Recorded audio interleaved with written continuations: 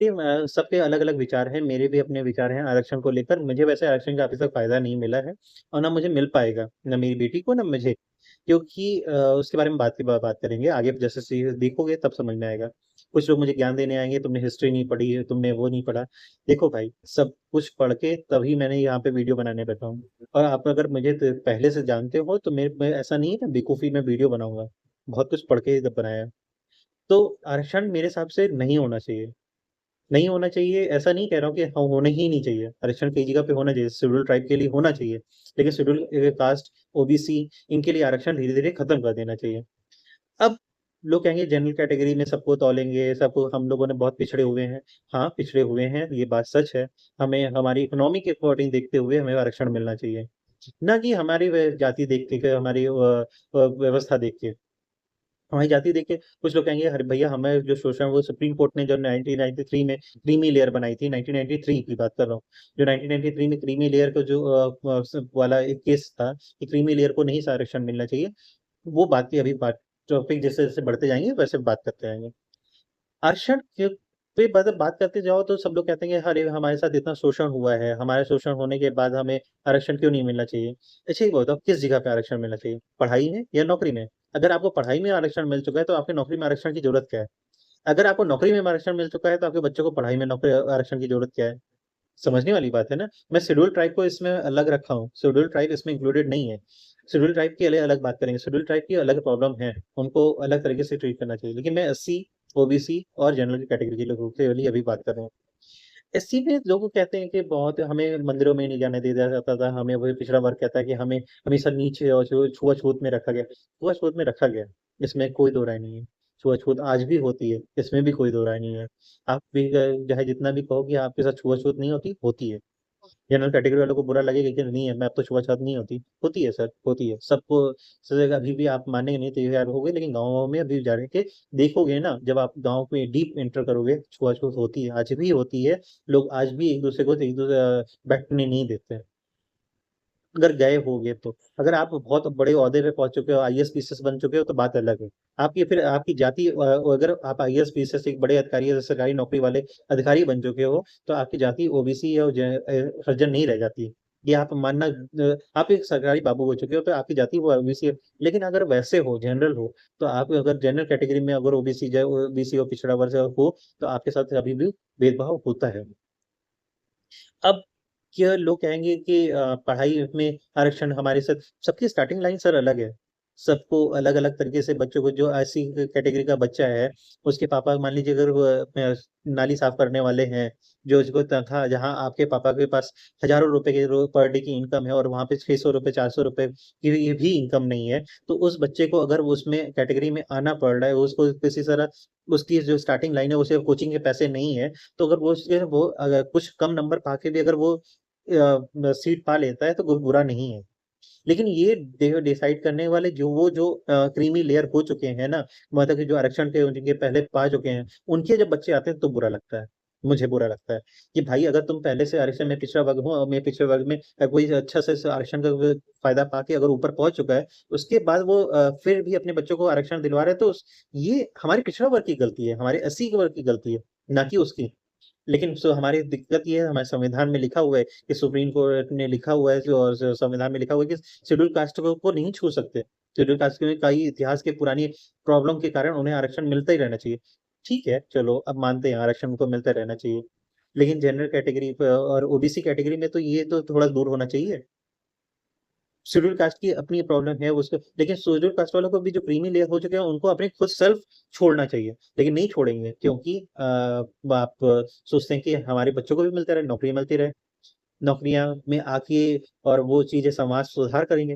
लेकिन एक बात बताएँ, जैसे ही आरक्षण के बलबूते लोग अब जैसे ही पा लेते हैं, नौकरियाँ पा लेते हैं चीज़ें चेंज चेंज कोई नहीं करता। सबसे पहले अपना घर चेंज करता है, अपने आप को चेंज करता है और धीरे-धीरे अपनी जाति छुपाना चालू करता है।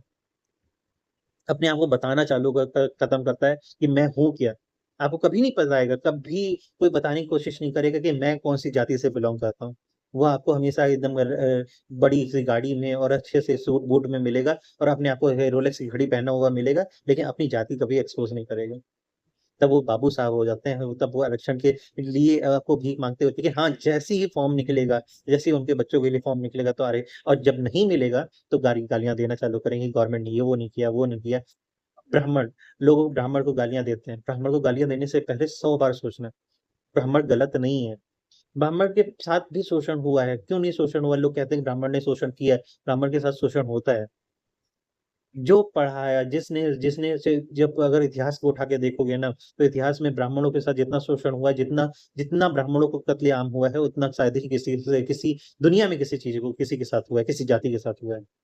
जितना उस ज्ञान के जो मतलब दीपक है, जो ब्राह्मण जाति है, जो ब्राह्मण वर्ग है, उसके साथ जिसने ज्ञान का जो भरा हुआ था, उसको पूरे लोगों ने आग लगा के खत्म कर दिया, तो उसके बारे में कोई बात नहीं करता। क्यों? क्योंकि वो पंडित हैं, उनके बारे में बात की जाएगी तो गलत हो जाएगा, और वो क्योंकि वो दबे कुचले वर्ग नहीं है। ऐसा नहीं है, जो ऊपर का वर्ग है कि वो दबा कुचला नहीं है, तो क्या उसके साथ शोषण नहीं हुआ है? शोषण उनके साथ भी हुआ है। उनके भी बच्चे आज कई ब्राह्मण हैं, जिनके ब्राह्मण परिवार हैं, जिनके बच्चों के जिनके पिता के पास जो मासिक आय है, वो 15-16 हज़ार रुपए से ज़्यादा नहीं है। अगर आप कहोगे तो एग्ज़ाम्पल जताने के लिए एग्ज़ाम्पल मैं बहुत बता सकता हूँ। ढेरों एक एग्ज़ाम्पल है, जिनके बहुत ब्राह्मण हैं और उनके घर पे सचमुच 15-16 हज़ार रुपए भी नहीं आता, नज़दीक से हैं। वो उनके बच्चों के पास जो जो एडमिशन तो दिला लेते हैं किसी तरह, चलो ठीक है, अपने बच्चों को स्कूल में, लेकिन स्कूल के 3-3 महीने, 4-4 महीने की फीस नहीं जमा करने के पैसे पैसे हैं। कहीं दुकान पे जाते हैं तो अपनी पंडित जी नमस्ते कहलवाते हैं, लेकिन उनके पास सचमुच कहीं गोस्वामी जी, पंडित जी, गुप्ता जी, जो भी वो उच्च श्रेणी के लोग हैं, उनके पास सचमुच पैसे नहीं रहते। लेकिन शोषण नहीं मानते, वो अपने आप को शोषित कैसे बताएँ? और ना वो अपने बच्चों को बस ये सिखाते हैं कि हाँ, तुम कोशिश करो, तुम मेहनत करो, और वही मेहनत उनको ऊपर लेके आती है और वो कर भी ले जाते हैं। अब किनको मिलना चाहिए, किनको आरक्षण नहीं मिलना चाहिए, इसके बारे में एक बात करते हैं, सब शेड्यूल ट्राइब के बारे में बात करते हैं। अगर आपके पास गाड़ी है, आपके पास टेबल है, आपके पास कोचिंग है, तो आपको आरक्षण नहीं मिलनी चाहिए। आपके पास मोबाइल है, आपके हाथ में इंटरनेट प्रोवाइडेड है, आपके पास अच्छे खासे आपके पास नेट चल रहा है और नेट चलाने के पैसे आपके पास, अभी तुरंत कहोगे मम्मी से या पापा से, तुरंत अगर आपके पास पैसे आ जाने, तो आपके पास आरक्षण की ज़रूरत नहीं है आपको। स्टडी में आरक्षण की, नौकरी में आरक्षण, अगर आपके पास पैसे हैं, तो आपको आरक्षण की सचमुच ज़रूरत नहीं है। किसको है? जिसके पास सचमुच कोचिंग के भी पैसे नहीं है, जिसके पास सचमुच उसके घर की आर्थिक आय 10,000 से 10,000 15,000 से नहीं है। लोग कहेंगे 15,000 के इस युग में 15,000 कहाँ होते हैं? पर लोगों के पास बहुत पैसे आते हैं। ऐसा नहीं है रोज़ का 500-600 का दिहाड़ी कर 500-600 दिहाड़ी जब करता है ना तो आदमी, उसके बाद दूध-वूध सब निकालने के बाद तो उसके पास ज़ीरो कुछ नहीं बचता भाई। बिजली का खर्चा, जी फलाने का खर्चा निकाल लोगे ना, कुछ नहीं बचता। मैं बात घसीट नहीं रहा हूँ, मैं बात अपने मन की बात कर रहा हूँ। अब शेड्यूल ट्राइब के बारे में बात करते हैं, छोटे चीज़ छोड़ते हैं और थोड़ा आगे आप लोग अपने डिस्कशन करना तो बात करेंगे।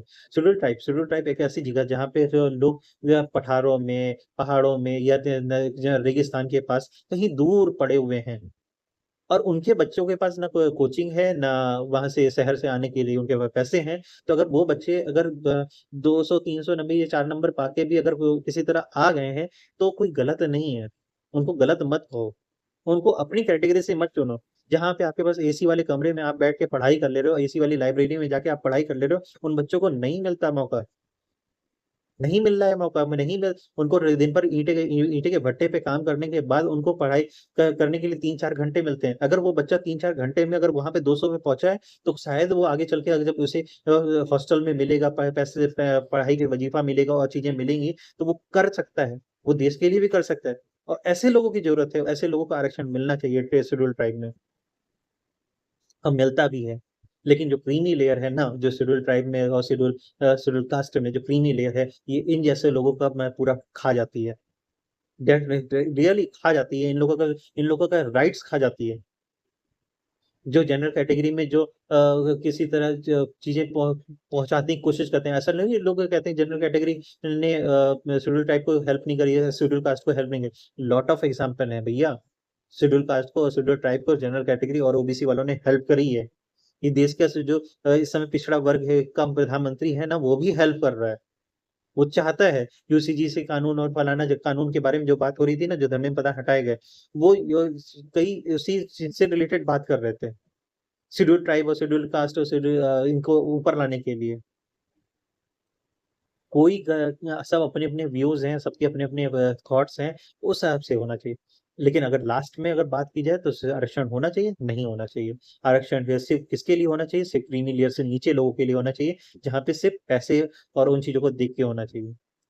जिसको आरक्षण एक बार मिल गया उसको उसको दूसरी बार नहीं मिलना चाहिए, चाहे वो शेड्यूल ट्राइब में हो या शेड्यूल कास्ट में हो या पिछड़ा वर्ग में हो या जनरल वर्ग में हो।